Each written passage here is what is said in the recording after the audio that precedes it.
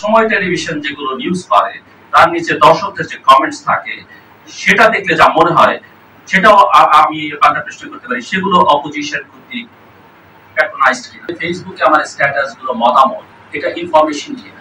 মতামত আর information, views আর news quite different. মত আমার মত, অবশ্যই আমার মত, যেহেতু আমি ফেসবুকে।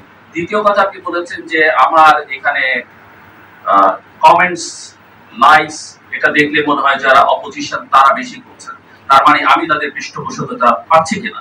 আমি আপনাকে পাল্টা প্রশ্ন করতে চাই যে সময় টেলিভিশন যেগুলো নিউজ পারে তার নিচে দর্শকদের যে কমেন্টস থাকে সেটা দেখলে যা মনে হয় সেটাও আমি পাল্টা প্রশ্ন করতে পারি, সেগুলো অপোজিশন কর্তৃক প্যাট্রোনাইজড কিনা। কারণ আপনাদের ওখানে যারা কমেন্টস করেন অধিকাংশই আপনাদের মতামত বা নিউজ গুলোকে সমর্থন করেন না। আমি দেখি, আপনারা স্টাডি করে দেখতে পারেন, এবং এখানে অনেক রিসার্চার আছেন তারা। সময় টেলিভিশনে আমার কোনো বক্তব্য নেই, কাউকে নিয়ে কোনো স্পেসিফিক কথা নেই, এবং নিউজ রান করেছেন আমাদেরকে নিয়ে, আমাকে নিয়ে, সিজিএস কে নিয়ে গত 1.5-2 বছর ধরে।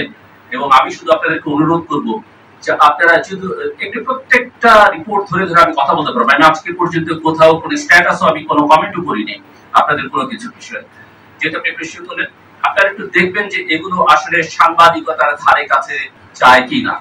কারণ যেমন ধরেন আমাদের এরকম একটা প্রোগ্রাম আপনারা দেখাচ্ছেন টেলিভিশনের পর্দায়, বলছেন যে এই অনুষ্ঠানে এক্স পলিটিক্যাল পার্টির লোকজন ছিল, আপনি মুখে বলছেন সেটা, কিন্তু আপনি চিত্র দেখাচ্ছেন ওয়াই পলিটিক্যাল পার্টির লোকজনের চেহারা। সো মিনিমাম এডিটিং সেন্স, কন্টেন্টের ব্যাপারে সিরিয়াসনেস, আপনি খারাপ বলেন কোনো অসুবিধা নেই।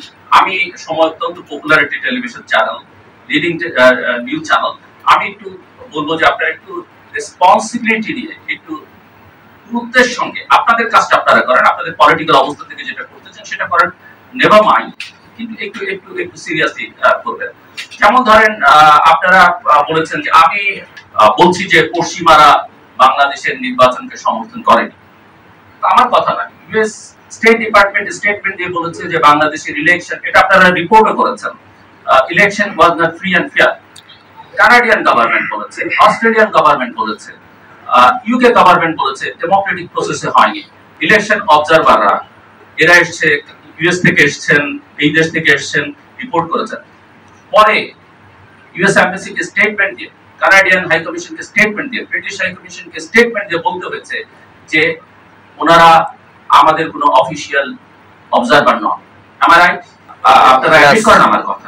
আমি মনে করি যে এই ধরনের রিপোর্ট করবার ব্যাপারে একটা মেইনস্ট্রিম মিডিয়ার আরো সজাগ এবং সতর্ক থাকা দরকার।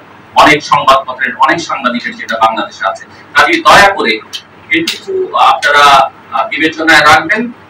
আর তারপরে যদি অন্য কোনো স্বার্থ থাকে, শুধু এটুকু বলি, কোনো ধরনের মিস ইনফরমেশন, ডিসইনফরমেশন দিয়ে আমাকে স্টপ করতে পারবেন না, আমাদেরকে স্টপ করতে পারবেন না। স্পেশালি আমি অ্যাসিওর করতে পারি আমার মেন্টাল স্ট্রেংথ আনবিলিভেবল হাই, অনেক স্ট্রেংথ।